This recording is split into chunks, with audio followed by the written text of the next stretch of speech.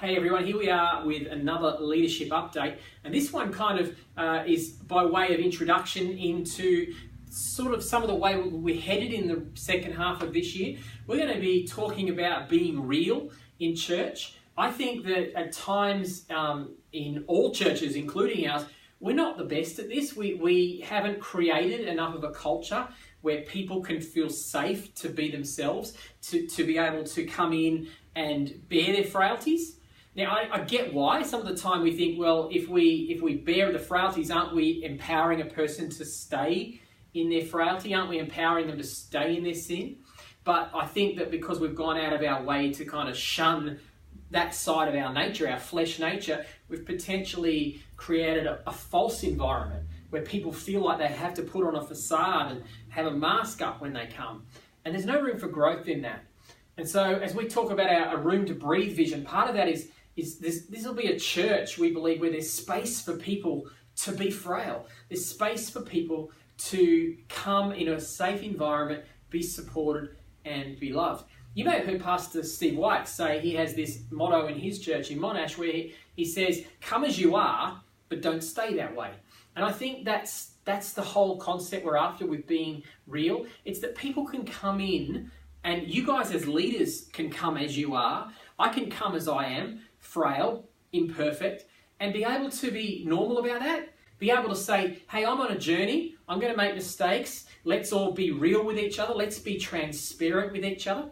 And the flip side of that is that if we can get that culture into our teams, the teams you're leading, when you're having team meetings, if you can get that culture, I believe the flip side of that is that if people feel safe to talk about their challenges and not have to put up a facade and believe and make people believe everything's perfect, that maybe, just maybe, when we also come to people and challenge them about certain things in their life and say, you know what, I can see that behaviour, it's not really good for you, it's going to take you out if you don't change that behaviour or that attitude. I believe maybe if we have created a safe environment, people will be far less defensive when we begin to challenge one another to grow. And even for you as a leader, people in your team will see things about you that you won't see yourself. You'll see things about me that I won't see myself. It's the whole speck in your brother's eye thing that Jesus talks about.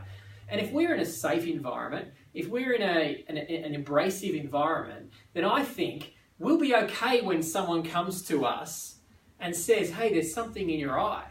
And we won't get all defensive and go, well, what about you? No, we'll just learn from that and go, okay, you can see things that I can't see. Thank you. I'm going to work on that. So I think it works both ways. It helps us to embrace people as they are, but also will create an environment where people can be empowered and encouraged to improve their life and quality of life and character and all that sort of stuff.